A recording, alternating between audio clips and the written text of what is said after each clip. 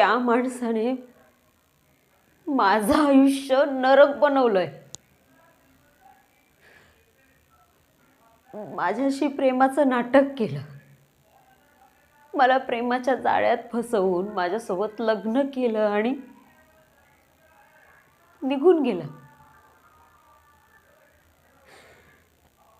जाताना माझे दागदागिने, घर, सगळं सगळं विकलं.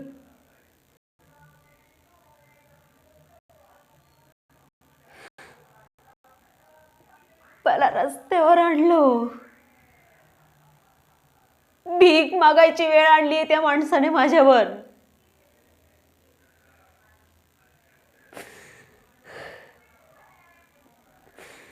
माझ्यासारख्या कित्येक जणींना त्याने आजपर्यंत फसवलं असेल.